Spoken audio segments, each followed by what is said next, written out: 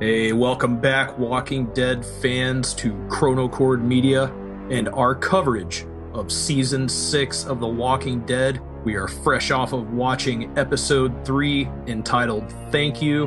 I am C-Dub, joined by my co-host as always, J.C.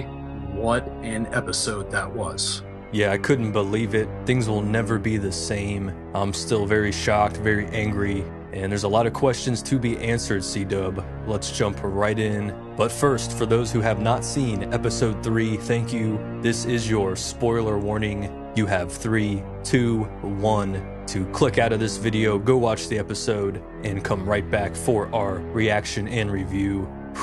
C-Dub, let's get started. Yeah, JC, just to start off before we really get right into it, Glenn, oh my God, Glenn has presumably met his demise. Stupid fucking, Nicholas, you idiot. Hate him. Anyways, let's get to that here coming up. This episode started off with the same horn that we heard at the conclusion of episode 1. In this episode, we opened up with Glenn, Rick, and all of his crew running through the woods, leading on the Alexandrians. We then see that Daryl and Abe, as well as Sasha, are still leading the herd away from Alexandria.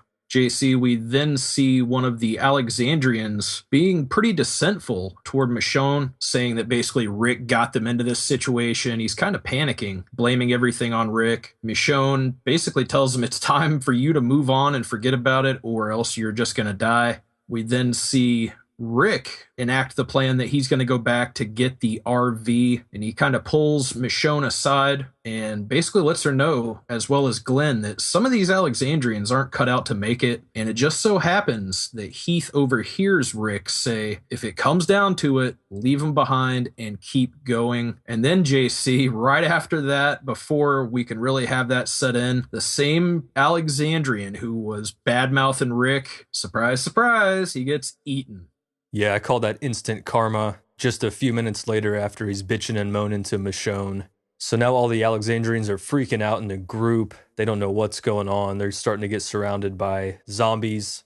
Annie hurts her leg. She's gimpy. It's becoming quite obvious that these people are not accustomed to life outside the walls. They have no clue how to survive. So evident that floppy hat guy, Sturgis, he shoots Scott in the leg and kind of runs off like a chicken shit, C-Dub. That was kind of funny. And we don't find out about him the rest of the episode, so presumably he is out there by himself. I do want to give credit, though, to David and Scott. They did step up once the group of zombies were coming at Rick and Michonne. But to see those guys try to take them on with knives, you know, some of these guys in Alexandria are finally getting the clue. Unfortunately, they got shot and they got bit.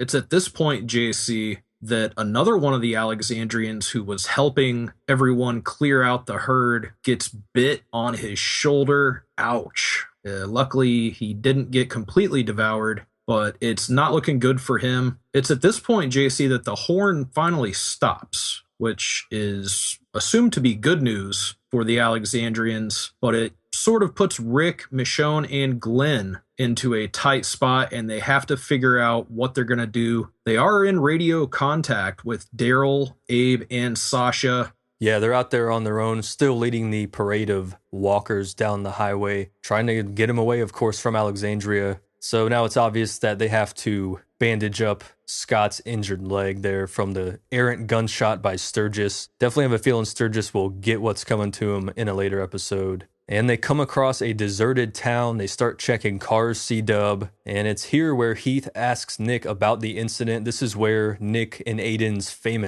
infamous incident where they left people behind took place. And Nick ends up leading them through the streets. Right on time, Nick starts having a freak out, C-Dub. And in true Nick fashion, he probably pissed his pants.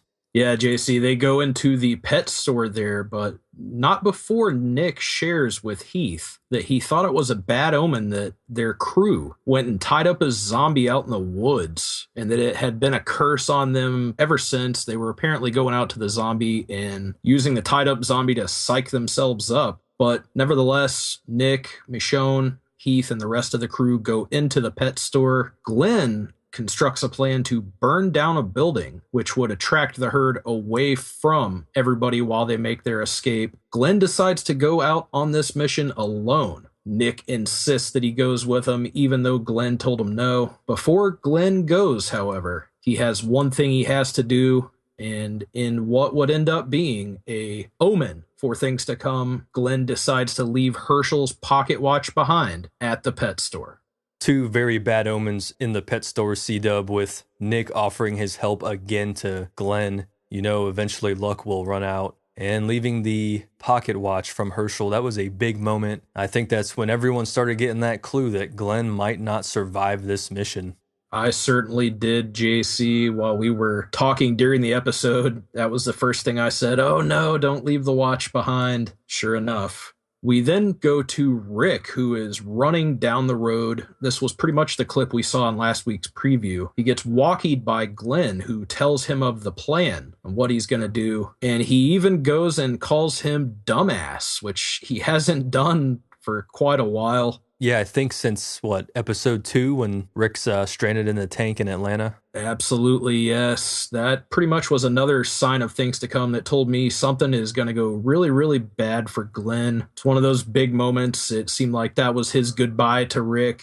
Pretty fitting, though, I must say. Anyhow, Rick comes across a small herd of zombies on the road, and while taking them out, ends up getting cut, and looks like it's pretty bad, unfortunately, but Rick soldiers on. We then go back to the pet store where we see Heath attending to Scott's gunshot wound. Annie then insists to the group that everyone just leave them there. However, Heath is like, no way, man, that's not going to happen. We don't do that to people. So it's pretty cool to see Heath maintaining that humanity about him, but it seems like there's some real tension going on with Michonne and Heath. Michonne then confronts Heath about it, and Heath admits that he did hear what Rick said about leaving behind the Alexandrians out in the woods. Michonne kind of freaks out and goes into like angry mom mode and just rips him a new one, man. And I think Heath at this point realizes that Michonne is right. He really doesn't know the kind of stuff that Michonne has seen. You know, you don't want to hear someone say, leave them behind if they can't keep up. You know, that's pretty brutal words to hear. But at the same time, the circumstances in which you are living definitely dictate that thought process. And you see Heath with that courage that you are all too familiar with from Rick's crew, wanting to save everyone, no man left behind. But now is not the time to start getting lippy and sassy with Michonne.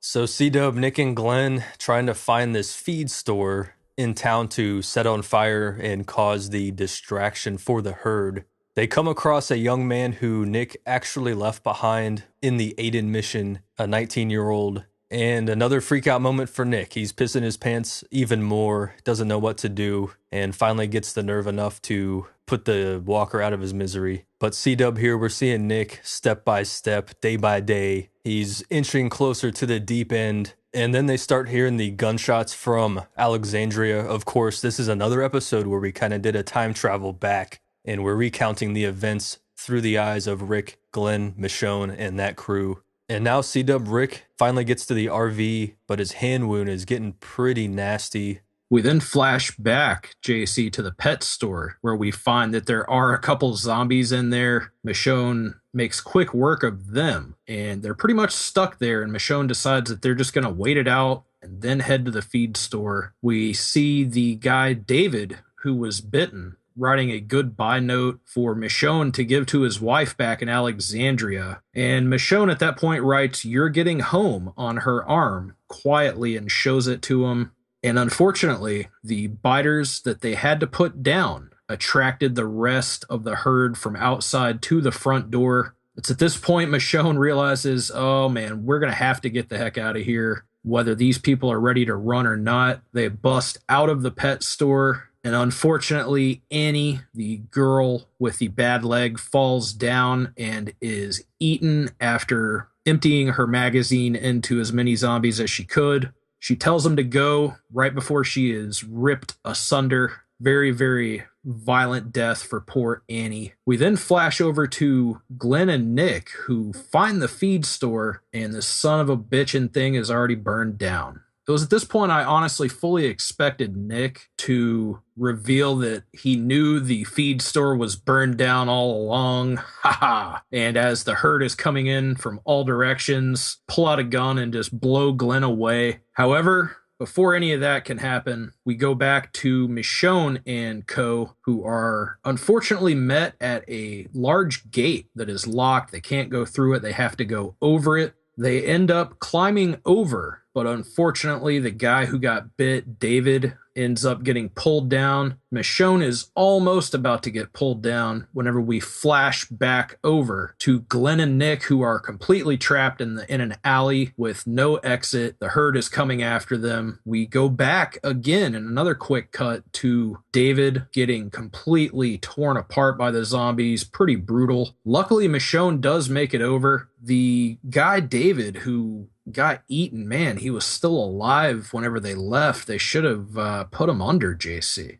That probably would have been the most humane thing to do, but at the same time, they have to make their escape with the quickness. And unfortunately, the note fell out of his pocket and it will never be delivered to his dearest Betsy. And now, C-Dub, we come to the moment of truth. Is this the scene where Glenn meets his untimely demise? I know I was certainly shocked. They're getting swarmed in the alley. They are stuck. They can't climb the gate. There's no doors. There's nothing. Nowhere to go. Surrounded from all sides. I was thinking, get on top of the dumpster. They finally do. But as they're both realizing that hope is becoming very slim for them to get out of this predicament, and Glenn is trying to snap him out of it, but then Nick does the unthinkable. He says thank you to Glenn, and he offs himself with a gun. And in the midst of all that, his body falling to the ground also carries Glenn to the ground. Now, it looks like Nick landed right on top of Glenn, but as we see, Glenn is being swarmed by zombies, and we're starting to see guts and intestines and all kinds of innards being ripped out.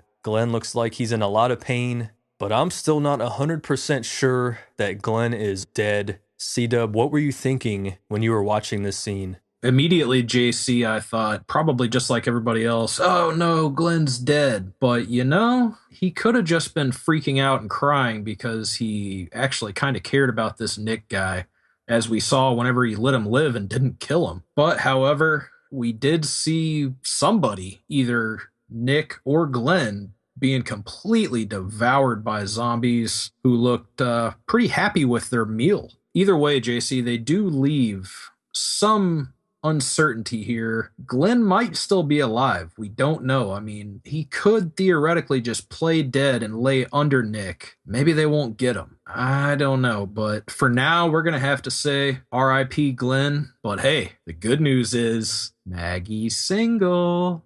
So at this point, we're watching the show and we see that there's like 10 or 15 minutes left and Glenn is presumably dead already. What the hell else could happen in the remaining minutes? We see Michonne and Heath helping Scott around. They reach a stream, and Michonne looks back towards the town. And Glenn told her, remember, that he would signal, and there is no signal in the air. Not a good sign, C-Dub. Then we get to Rick in the RV pulling up. Glenn is not answering on the walkie-talkie, but Daryl and Sasha are still responding, and Rick hears the gunfire from Alexandria, but he's saying they can handle it, we must continue the mission for their sake. And I completely agree with him. If they stopped trying to reroute the herd now, it would go right towards Alexandria and everyone would be doomed. Yeah, JC, probably a good move on Rick's part, but before we could even weigh out the impact of that decision, one of the wolves busts into the RV, and it's that son of a bitch who Morgan let go. Can't believe it. He actually let him go with a gun. Another one then joins in, and Rick, thankfully, after a short scuffle, takes them both out with his trusty revolver. He finds a jar of baby food in one of the wolves' pockets. He then sees in the rear view mirror out the driver's side door of the RV some more wolves creeping around the side, presumably the rest of the escaped wolves from Alexandria who survived. Rick grabs an assault rifle and lets him have it through the wall of the RV. If they're not dead out there, they're not going to be giving chase anytime soon, JC. That to me was the second Rick rage moment. The first one being when he was running down the highway and he saw that group of biters eating the guy and he just went to town with his machete on him. And Rick rage part 2, he's in the RV. He just lets that AK loose. But unfortunately, gunfire also means the attraction of more walkers. Michonne and Heath make it back to Alexandria with Scott in tow. Sasha and Abraham meet up with Daryl again to continue guiding the herd. The mission continues into episode 4. And last but not least, Rick is making his escape. The zombies come out of the bushes, but the damn RV won't start. That is some serious bad luck for Rick, C-Dub. Yeah, this is dire straits for Rick right now. We see the herd coming in from behind and from all directions. It's not looking good for Rick as we pan out to the end of episode 3. Thank you. Man, this was a huge episode that, again, as every week it does, leaves so many questions. Is Glenn indeed dead? We have to assume so, but it's not exactly confirmed just yet. What will Rick do to get back to Alexandria? All these questions will be answered next week in episode 4. Guys, thank you so much for tuning in to our coverage of The Walking Dead Season 6. If you have not, please subscribe to our channel to stay up to date with all of our coverage. We record immediately after The Walking Dead goes off the air and give you our thoughts. For my co-host JC, I'm C-Dub. Thank you.